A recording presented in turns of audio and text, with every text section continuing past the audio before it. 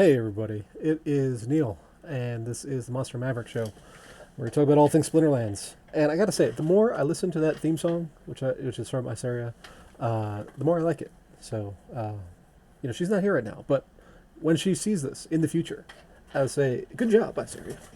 I love it. Anyway, Fox, we got in the house. We got Cal. We got our illustrious founder, Agro. We got New Age. We got Paco. Scaredy Cat, and Rondon and Scott. Rondon has to be here because he's like the producer of this whole thing, so he doesn't really count. But I appreciate his presence anyway.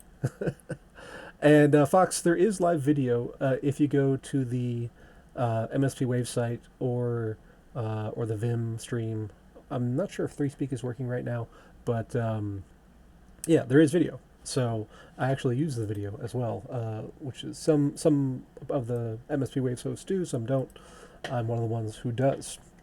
So you can check out mspwaves.com/watch. And why am I even saying that? I should just give you the URL, and then you can watch. And the only thing to keep in mind with the video streams is that the Discord stream and the video streams have like a different delay, so it's a couple seconds off, which can be kind of challenging because you'll be responding to something like 10 seconds after everybody else responds with something, but there is the stuff there.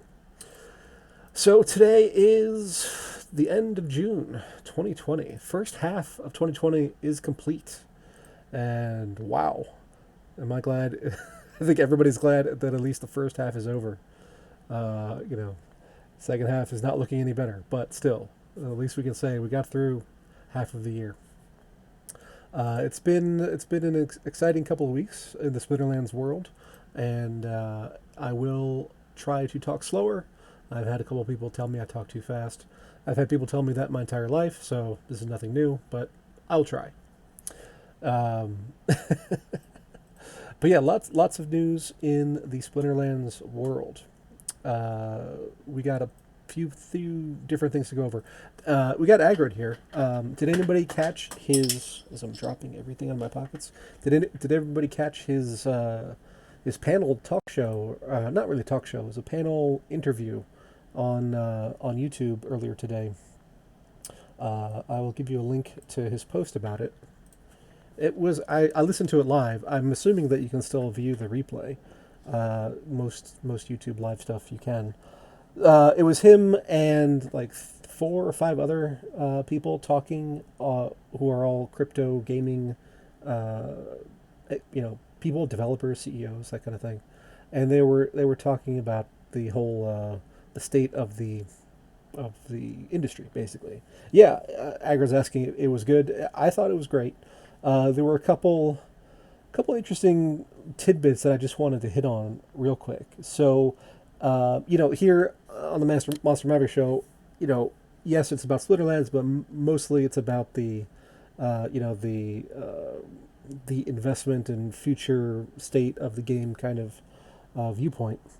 And from that perspective, it was the most interesting part to me was when the panel was talking about how crypto gaming adoption, people are looking at it more as an investment than as like gaming. And one of the panelists was saying that the statistics for gaming in general have gone up during the Corona shutdowns. So people stuck at home playing games more, but that trend has not continued into the crypto gaming world. And so, the guy who was saying that was saying that, that support for his position, that people are viewing it more as an investment. And I'm not sure that's 100% true, because, there's also just the technical challenges in dealing with it. Any kind of crypto gaming. So, setting up wallets and plugging into the blockchain and making sure everything works, and whatever blockchain the game is on, you got to make sure you have credits or gas fees or whatever. So those are all serious hurdles to game adoption. And Agro was making some good points. Is that before you even reach that point, you have to have a fun game. Which I don't know if that was a dig at some of the other guys, because I don't know any of their games, but I thought that was hilarious. Uh, so one of the panelists was talking about CryptoKitties and how people are still trading CryptoKitties on the Ether network, and how that he kept saying they were doing pretty okay. So I don't track prices of CryptoKitties or anything, but showing that people are using CryptoKitties as a collectible or as an investment rather than playing the game, because apparently not many people play the game anymore. That was kind of mind-boggling to me. So I don't know if anybody here is into CryptoKitties, but if you are, let me know. Let me know if people are really viewing these as like a long-term collectible, like a piece of blockchain history combined with blockchain art. Maybe it's possible, I guess. I have not. I don't. I don't. I don't understand it if that's the case, but I guess a case could be made for it. So, Scaredy Cat, who shows up next hour, actually. Scaredy Cat Investor Show is immediately following mine, so stick around for that. He's saying crypto adoption needs to increase for the gaming to increase. Yeah, that is absolutely true. So Ron says people can flock to crypto games and not even care about crypto per se. That is true. And I think that would actually be the ideal case. So I want grandma to be able to open up her phone and play Spinnerlands and not have any idea about anything related to blockchain. Just, it's a fun game. I play it. It's easy. And, oh, look, I have stuff that's worth money. That's really the ideal experience, I think, for people in the crypto gaming world. So, crypto is a technology. It's a feature. It's not a benefit.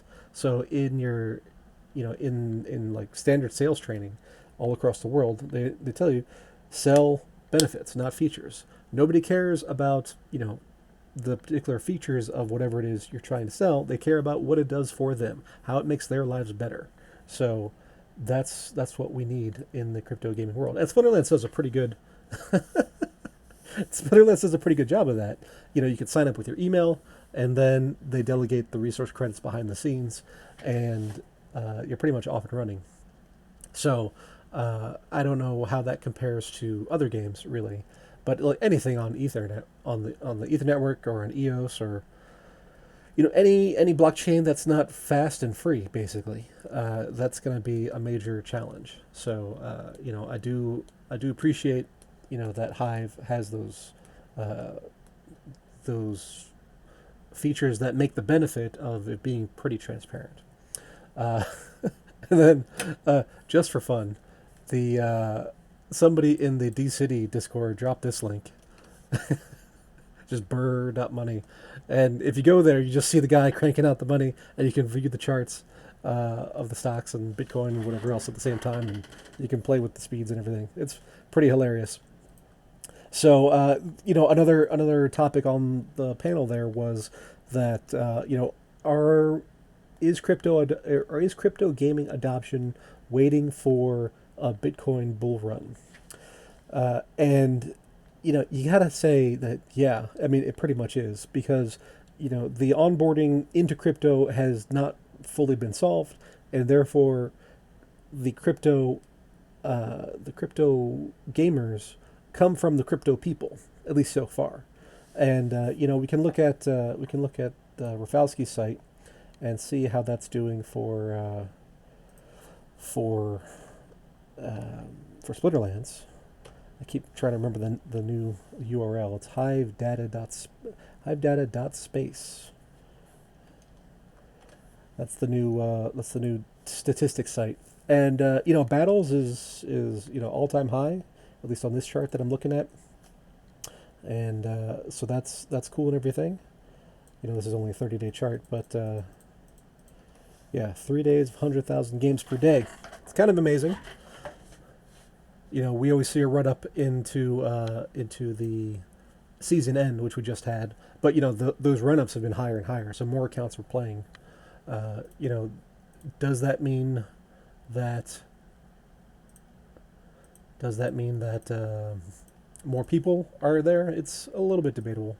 You know, Agro, I've not heard an update from you over the past couple, 2 weeks, about your Facebook campaigns. If you're still doing those, or if you're turning those off and waiting for, better onboarding material or whatnot. But clearly, there are more accounts transacting. Hey, Jarvie. We were just talking about the roundtable panel that Agro was on a little bit earlier. If you guys don't know, Jarvie is one of the lead guys behind Peak D, Peak Monsters, critical infrastructure for Splinterlands. Um, in fact, I was just looking at my Peak Monsters account, and wow, that has gone down significantly. So that 59 number, that was like 70 something like a week ago. So that's been rough. But that's what happens because of that. So that green line going down like that, there's a lot of selling going on in the marketplace. A bunch of whales dumping, and so we're seeing prices come back. I think this is actually going to be the great washout. Let's see. Oh, we got some analytics here. Total impressions, 209,000. Post reach, 81,000. Twitter impressions, 43,000. Article views, 2,800. Impressions on Twitter, lower, 37,000. Giphy views, 44,000. That's actually really great. Uh, yeah, buyer's market right now is for sure. So yeah, Jarvie, you should listen to the whole thing. I think it's worth a listen. I was listening to it while working. So it was overall, I think it was good. Clearly, the, Splinterlands is the biggest game in the crypto world, and that still remains true. The Some of the other guys seemed not upset about that, but I mean, maybe I'm a biased viewer, but it seemed like Agro was sort of like, hey, this is how it is. So, yeah, it was interesting stuff. I recommend checking out that post. I was glancing around the Twitterverse, and I saw this post just before the show started. We got the AMP exchange, or Amplify exchange. They're actually sponsoring a couple tournaments coming up here soon, and that's really encouraging to me. So if you go to the tournaments page, you can see them way at the bottom because they're not for a while. If we go to events, upcoming, there they are, 7/12, 7/26, and 8/9. And they're giving away Chancius the Greats, which is pretty cool, as well as a smattering of Dark Energy crystals. Bronze tournaments, so they're very accessible to just about everybody. So the reason that's encouraging is simply because this is an completely outside party viewing the Splinterlands. Hey, Gerber is am here. Viewing the Splinterlands user base as a worthwhile advertising target, and that is fantastic. So that's just a sign of the reach of the game. Beyond what Agro was showing there, which I'm guessing is an infographic that's going to appear in a post shortly. And it must be nice to have interns, putting together infographics for you. I have a virtual assistant for my day job, but I don't have them doing graphics and stuff for me. I think I could get a lot cooler posts done if I did. Maybe, Ron, just hear me out. Maybe MSP Waves should go in on a virtual assistant that does all promotions and graphics and posts and that kind of thing.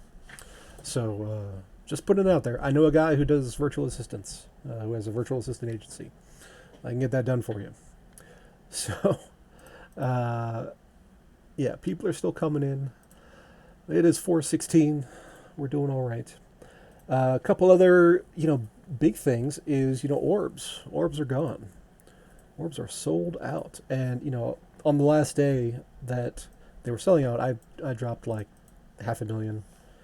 Uh, how much a VA costs? They're generally like, that's generally, you know, $5 to $8 an hour kind of thing. Um, but you have to get, you need like a half time or a full time kind of guy. And Jarvie, I'm glad the countdown is useful for you. We've got a worldwide audience here. I know the Australians have been complaining about the new showtime because they're asleep, but you know, it is what it is. But they can catch the replay. But we got a lot of different time zones, and I can never figure out time zones anyway. So I'm glad the countdown is just, hey, you got 3 hours, and then it's live, whatever that means to you. So yeah, orbs are gone, and the let's check out Hive Engine and see if we've seen any movement yet. So it's interesting. We've got an edition selling out here. It's like a mini edition, but still, we have an edition selling out, and at the same time, we're having the market, fall because of the whales selling. So, you know, those are two conflicting forces, and I tend to think that the whale selling will overshadow the running out. And of course, there we go. So the price has not really budged much for orbs, and I think that's simply because of the overall market conditions. There's not a whole lot of depth. Going up to 7 Hive, we've got 100, 200, 300, 400, 500. So maybe 700 altogether, something like that. So not a huge amount, but the cards are great. I've been saying that for for a while now. I love the orbs here. Oh, I want to look at the market, not my collection. But we've had a number of orbs card being burned to Deck 101. That's the service that we have where any card you send, you get 1% more Dark Energy crystals than if you burn them. So, right now we're showing that Peak Monsters is showing the market value being 126,000 for the orbs cards that are. I guess that's only ones that are opened. I'm not sure if that includes ones that are still inside their orbs. I'm guessing not, because those cards don't exist yet. But that's a healthy chunk of money. So I expect that to only go up over time. Because there are going to be other mini sets like this, but these particular cards will be are now retired. So get them while you can. And a lot of them are super useful. Undead Archer, Silver Shield Bard, Armor Smith, Electric Eels. I've talked about this before. They're just it's a fantastic set. So if you don't have them, you should get them. Yeah, only opened. So, and how many orbs do we have that are not opened? A bunch. Let's see. We got 22,000 that are still in orb form. So that will add to the supply over time. But, there's still alphas sitting around that haven't been opened. So, there's always going to be, not always, but for a long time, there's going to be at least some on the market. It's just the question is, at what price? That's always the question of the market. The markets will clear, but just at what price? So we got the supply coming on from the whales, and I think this is going to be the time. So we have J69 selling, we got Glory 7 selling, we got Jarenic selling. J69 is obviously the largest one of those, but this is going to be the time that we look back on and say, man, or people who don't have like a beta collection or don't have a max set of beta, they're going to look back and say, man, that was the time that I could have gotten cards for cheap. So, I think we still got a ways to go on this run of selling. Yeah, Gerber, if you got 1,400, you got 5% ish. So this wave of selling is going to be your kind of last gasp opportunity for the betas. And obviously, you can still buy Untamed. Alphas are still pretty illiquid, even though there is some selling there. Um, so if you want those cards, and obviously the betas are, they're a complete set. They have their own abilities. No, that was not a screenshot sound. That was a Brave Rewards ad sound. I always get a couple throughout the day. Got to make my Brave income. Brave was on fire the other day. We talked about it on the Leo Roundtable. Or did we? I don't even remember now. Cal's still encoding the stream. But yeah, so if you are looking to pick up beta cards, now going through however long this selling pressure continues is going to be your time to pick up, because once these are gone and those cards are actually now distributed amongst a wider variety of accounts, then liquidity is going to dry up and prices are going to rise. So don't say I didn't warn you, because this is me warning you. But yeah, we're still getting some orbs cards sent to Deck 101. That reminds me of Deck 404, which is I guess that's the name we're going with, which is going to be the account rental, the replacement for herons and so forth. We're kicking around a couple different ideas, and part of those ideas is that one of the issues with the heron system, as it was that, if you were let's say you're playing a Silver League account, and so you get whatever it is, 8 rewards, loot boxes, and it happens that all those are chests, or all those are potions, or they're all low value dark energy crystals. It can be a very frustrating kind of experience. So, but sometimes you get a gold foil legendary, and that's happened before too. So in order to even out that huge variation, what we're thinking of doing is actually pooling all the rewards daily and then distributing them based on some kind of playing criteria. And we can do that with, on the back end with the distribution bot and everything. And similarly, on the owner side, we're kicking around the idea of maybe doing the same kind of thing, but based on the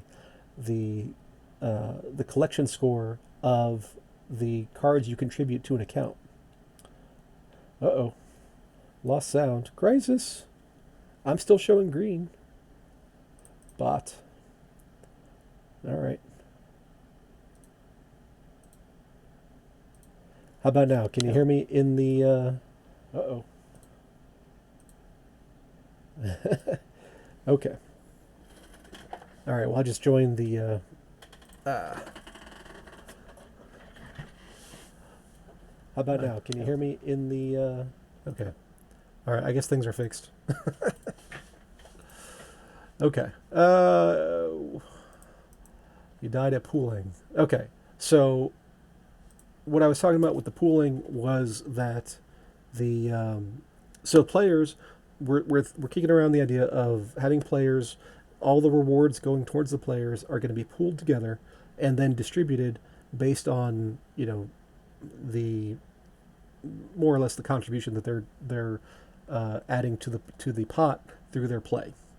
That can be like both in terms of like, well, if you're in Silver 2 and you're going to get X number of rewards, and then versus an account in Diamond 1, you're going to get a different amount of rewards, and that'll weight the amount of the rewards pool that you get. Similarly, you'll have Battle Deck, and that'll also be included in that calculation. But then on the other side, always assume it's the bot unless you're aggroed, because aggro is the best, worst DJ in the world. So, and then on the player side, or on the owner side, we're talking about doing the same kind of thing, but based on the cards contributed, and then weighing in the collection score for that. So we could do it based on deck value, like Dark Energy Crystal value of the deck or market value of the deck. That's a lot more calculation heavy. But with the collection score, that's going to be, I assume, it's going to be a built-in measurement from Splinterlands, the game. So that'll ease the computational complexity on our end. So net result of that is, I think we're probably going to wait to roll the whole thing out until collection score is a thing, which is going to be soon-ish, I hope. Also, we're the the dark energy crystal value for things is going to, for league gating, is going to be a thing soon. So with all these changes coming up very shortly, I think we're just going to wait on that to release to the public. And I've already had people, blowing up my DMs saying that, I want to play, I want to play, I want to play. And that's a good way to get blocked, which I've already done to a couple. And did we discuss something similar a long time ago? I think we did on one of the peak podcasts, Jarvie. But I'm not sure. I don't remember the exact details. But basically, we're just trying to even out the variability. Is all that amounts to. And then you just get like once daily kind of payouts, and that's it. So I think that will be a workable system. And we've got Farmer Eco. I don't think he's in here, but he's trying to. He's pitching a system where we have like a Google login website, but I think that's adding to the complexity beyond what we're going to be doing. That's like version 7. Instead of version 1. But I just want to give people that update because people keep asking when deck 404, and the answer is, in a bit. Yeah, and more code, because Gerber's my coding guy. He's the one that does all this, does all the actual work. I just plan and talk about stuff, so and throw money at things. Welcome, Stace. This show is about Splinterlands, blockchain gaming, crypto investment kind of stuff, based on Splinterlands. So, welcome if you're into that, and if you're not, that's okay. Nerdy stuff. It is nerdy stuff. That is true. So we got the, speaking of beta cards, Crypto Eater sent me this. That Stace is out. Sent me this beta burner update, and I had not seen this before. And it's an interesting idea, and with the way the market's going, with betas dropping like a rock, I think it might end up doing a lot more than was planned. So basically, this is the update. Here's the original article.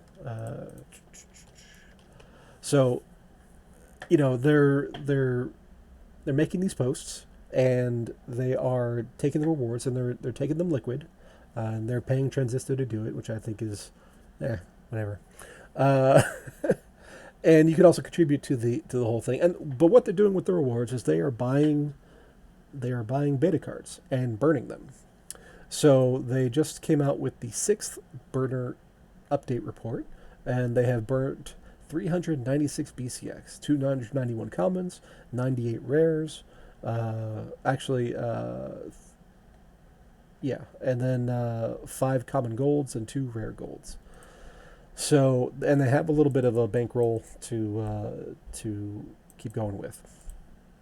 This is kind of a fascinating experiment, I think, because if you're gonna, if you came to me and you said, I want to burn some cards, I'd say, well, okay, which cards do you want to burn? And you said beta. I'm like, well, why? The market prices, at least at the beginning especially, market prices were doing all right. So normally you want to burn supply in order to reduce liquidity, reduce supply, and raise prices. So what is the goal here, really? As prices drop, for X amount of Hive or X amount of dark energy crystals, you're going to be able to buy and then burn more and more. So it'll be interesting to see how this works out. And so right now they're up to $20 worth of burning, and so that's not a lot, obviously. But if that thing gains some traction, then that could be significant. And because if we look at the beta market, it's not like there's so much that it's not so much that you don't know what to do with it. So I don't really understand the purpose really of the whole idea, but I am curious to see how it turns out. So I was just tipped off to that one, and thought I would share. So crazy stuff. People come up with all kinds of things. But along with the burning, one of the things that's burned a lot is rewards cards, right? And we have 4 different posts over the past few days about the new rewards cards. And how can I do this so that it doesn't just spam the channel entirely? Let's see. I'm not even sure I'll get through all of these. But here was the first post. And they talk about, we got a dragon, Kretch Talivor, and this is a summoner, a reward summoner. And a 3 mana reward summoner is actually pretty damn useful, because the other reward summoners have been 4 mana. So that's pretty great. We got Phantasm, which is on the death team, and it's got flying, it's got it's got Retaliate, and it's got Monster Burner, same project, burning cards, yeah. And then it has Return Fire, I think. Let's see. Yeah, Return Fire. So it'll be a little death tank. Yeah. We got Bila the Radiant, and she's got Life Leech, which is interesting. And she's the first one on the life team to have that. She's got Divine Shield, and she's got the stun. So it'll be pretty useful in those knockout kind of tournaments. And so, then there's 3 more posts, because there's a whole bunch of rewards cards here. So there's number 3, and then number 4. And so if we go over to Kyokiz's rewards cards list, we can see that those ones that were hanging out at that 90%, 98% kind of thing, they are gone. So Chicken is gone, and the Beetle is gone, and Fallen Spectre is gone, Naga Windmaster is gone, which is those are pretty good cards just as a set, and of course the Chicken's used in almost every match. So let's check out if any of those have gotten snapped up. Still hanging out at 5 cents for the Furious Chicken for regular, and nobody calls me Chicken. Are you yellow? And the the trend is up 24%. So people are starting to snap those up. I equipped under the Heron system. I equipped all of my rental accounts with a gold Chicken, just because it's a 0 mana. It gives you that 10% Dark Energy Crystal boost. So why not? It's super useful. So it'll be interesting to see how the prices of those work out. So far, obviously the gold Chicken is holding its own amidst the overall market decline. But the new rewards cards, they look pretty damn good, I gotta say. We got the Sandworm, which is 9 mana, but is sneak, it is piercing, it has capture. Excuse me. Sorry, not capture, snare, which removes flying from others. So it's got a 7 attack at high levels, which is just crazy. So in high mana matches, this is going to be a killer to watch out for. We got a few more killers. Silver Shield Sheriff has got Snipe, Pierce, Protect, which is nice. Phineas Rage. So Phineas Rage is the first one to introduce this new ability, and it's this little caped looking guy, and you can see like in the description text, he's got the oppress ability. Oops. That's 1, 2, 3. So, but most of you are probably wondering just what that new scary looking monster dude ability is. The Splinterlands team is excited to introduce the new Oppress ability, which will be featured on a few of the new Rewards Edition monsters and additional cards going forwards. Monsters with the Oppress ability will do double damage to any targets that have no attack. So that means Lord Arianthus. That means Gelatinous Cube. That means, yeah, you are gonna be impressed. That means the Peaceful Warrior. That means a couple of things. So I mean, at the high levels, Lord Arianthus is in like 50% of all the battles. So these monsters with the Oppress ability are basically Lord Arianthus killers, and so this guy, he's got, at least at the top end, he's got 4 melee attack, so double that, and that's 8. But then, like Lord Arianthus has shield, so it's back down to 4. But still, that is a significant hit. And we got more, and we got the Grim Reaper, who has Oppress. A 4 piercing attack, ranged attack.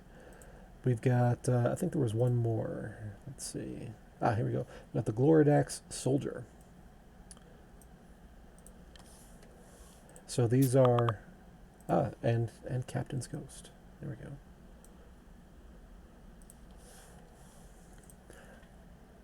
So this is going to be a new thing.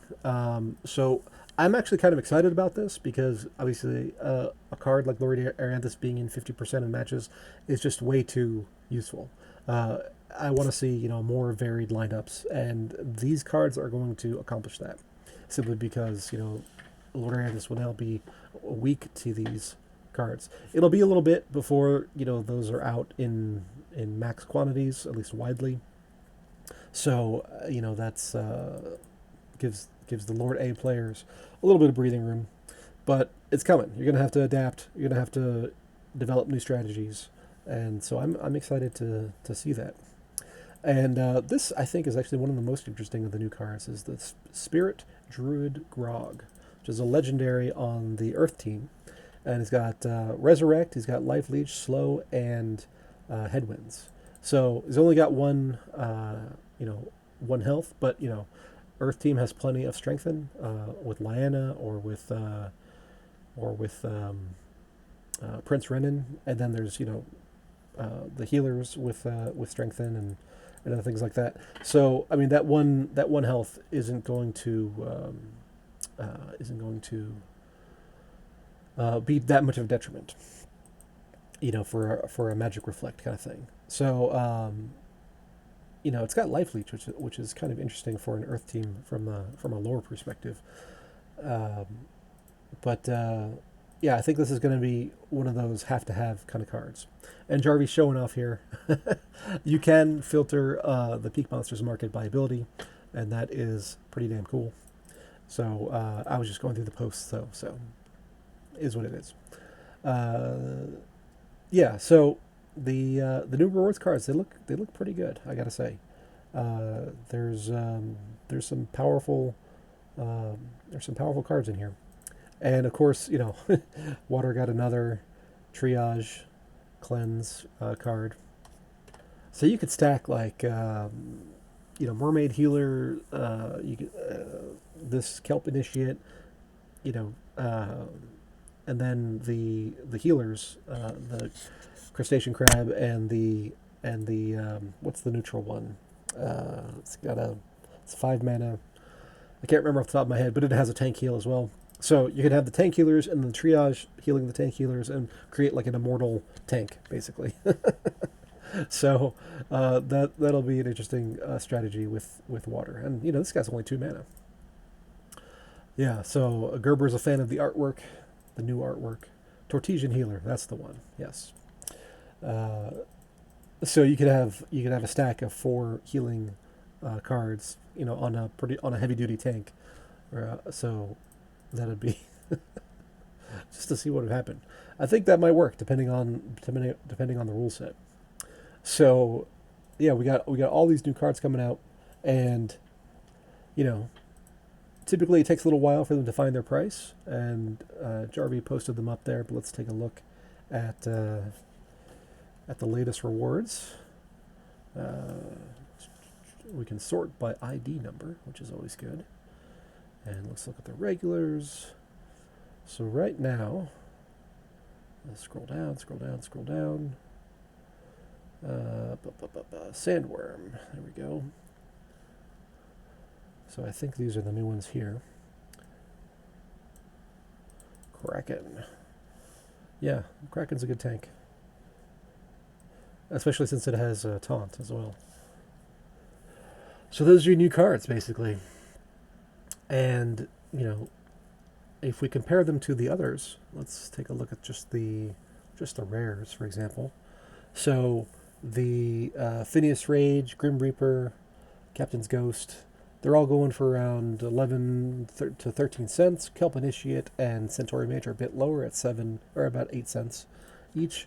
So, but when we compare those to the earlier rewards cards, that's actually way higher. So, like, these are some of the other rare rewards cards, and a lot of these are out of print now. So you can see the difference there. And I think that's partially just newness and lack of supply, but I think it's also part of, these are pretty useful rewards cards. It's a good batch, so I'm pretty excited about that, and I think those the differential in prices there, per level of rarity will probably compress, but I don't think that'll go away entirely. So I would I would hold off on buying those a little bit personally. Not investment advice, all that jazz, but they're pretty good cards. Some of these cards just like nobody uses, and you can tell by the price. Like Naga Fire Wizard, 2 cents.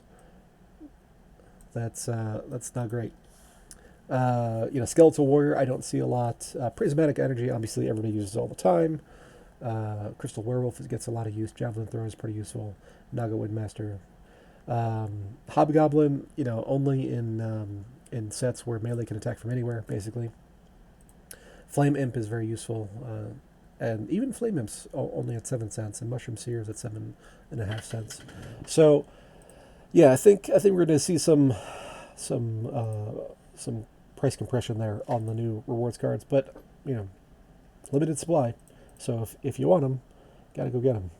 So right now, if I wanted a Captain's Ghost, could I even do that? Can I buy?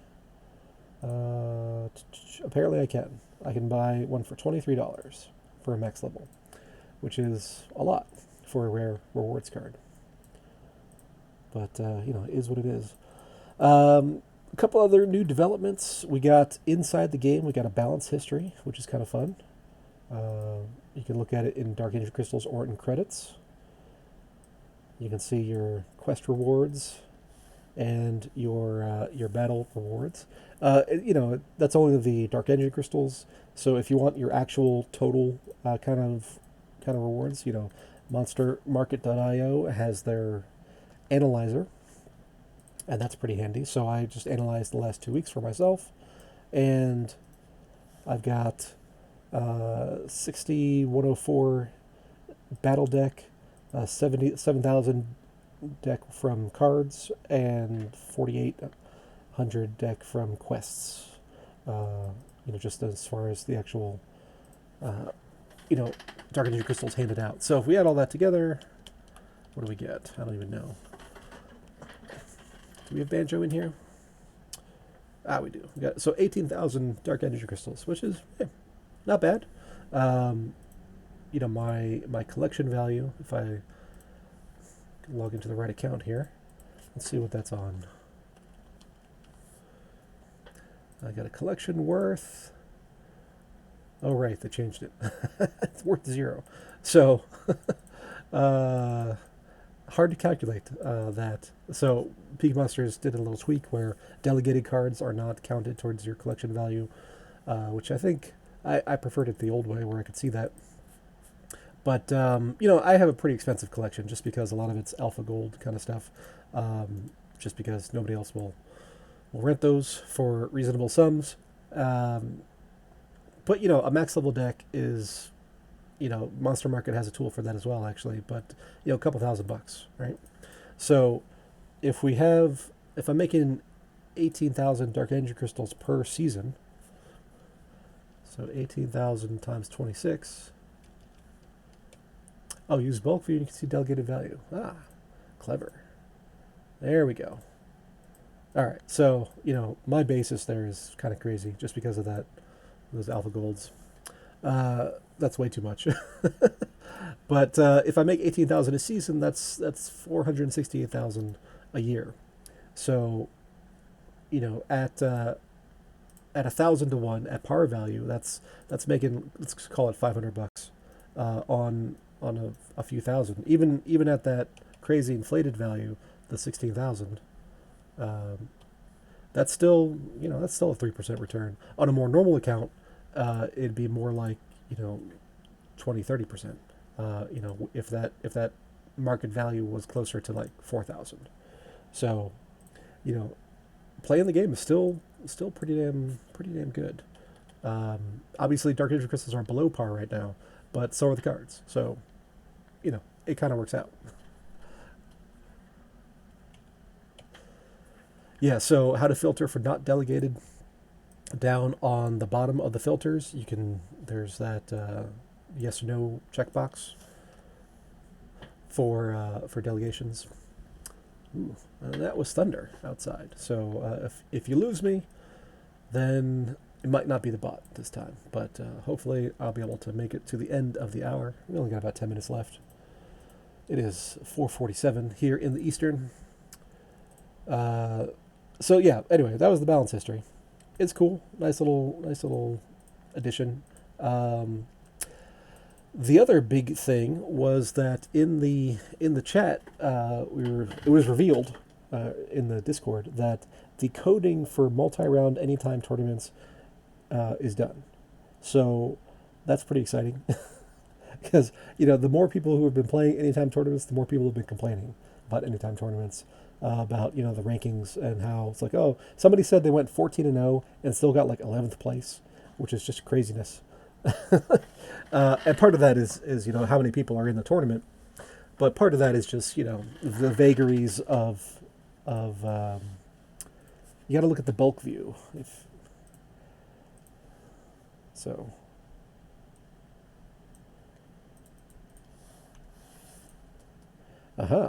And Jarvis saying, just FYI, we'll be limiting a lot of Peak Monsters features to only Peak Monsters actual users, rentals, market users in the future, based on levels. But coding for all that is coming later. So yeah, I think that's a great thing because you're just giving away your services to people who then go buy other places, which is annoying. Because if they're going to use your tools, they should support your market. I think that's just common sense, really. So I'm okay with that. I'm also like level 7 or whatever in the in the purchase history, so that works for me.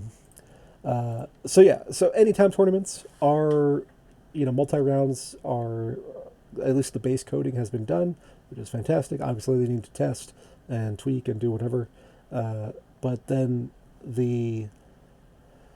just the mere fact that there will be multiple rounds, I think will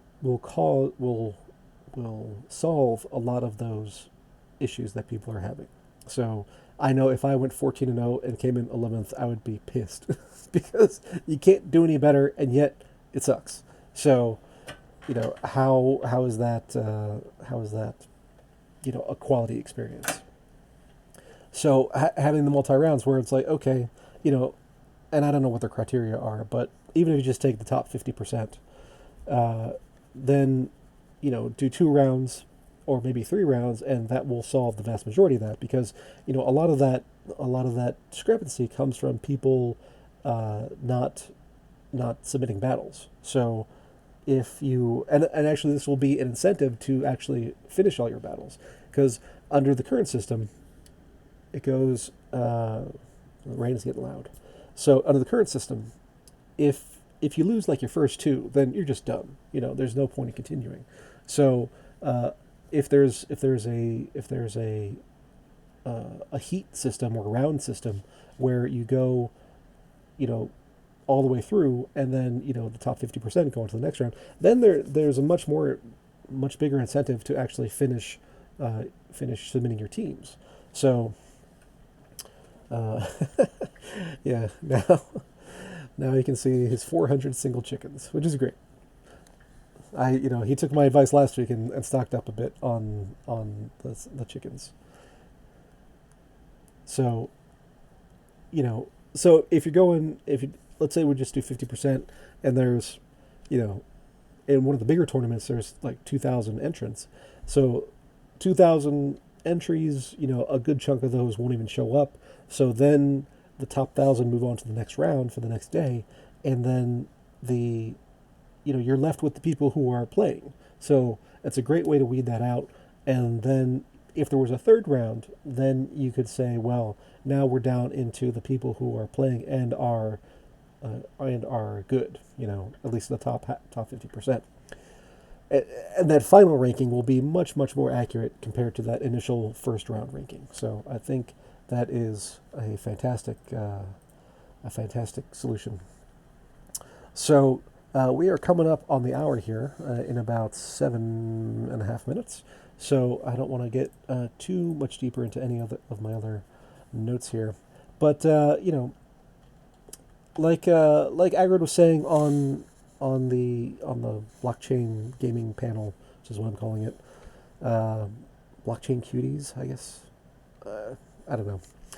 I'd never heard of the show before, but I'm glad. I'm glad other people have. So, it all comes down to users, and and those users come down to crypto adoption. So, I've seen a couple aggressive calls lately for Bitcoin. I know Addicted had a post a day or two ago calling for a bull market starting in August, which is tomorrow's July, so it's going to be so it's going to be pretty. If that's true, it's going to be a great run. So, once that hype train leaves the station, then all the people that have been ignoring crypto for years at this point are going to be coming on board, and as we all know, a portion of those come out and check out other things. So like, if I look on a list on Dap Radar, what's the most popular game, or on crypto, and they'll see Splinterlands. So I expect that if there is a bull market coming, again, not financial advice, then if we do get a bull, we are going to see a bunch of new players, and I think that's great. So, Scaredy Cat says you can prepare people to look at before and after pics of my flip in about 7 minutes. Oh, very nice. So, Scaredy Cat here is he doesn't do just crypto and stocks. He also does real estate. So he's got a flip, a property that they renovated and I know they put on the market. I don't know if they've actually got under contract yet, but there's people buying houses out there. Who knew? In the midst of coronavirus. So that's pretty exciting. And I guess we're going to see pictures. I've seen one picture, I think, that he posted in the Leo Finance group or on the Discord. But crazy times. So, it is under contract. Very nice. That's first day. That's amazing. It's just, I would have thought lending activity would have slowed down. But, we had Chairman Powell and Secretary Mnuchin, or however you pronounce his name, testifying before Congress today, and they were like, and in Powell's prepared remarks, he had said that people need to be aware of the risks for equity markets, and that if things continue to have problems with the coronavirus and places shut down, then that is like basically saying this is a material risk. But then, they said we're going to be there to support the economy, do what we can, which basically is just so stocks are up, and everything's up basically.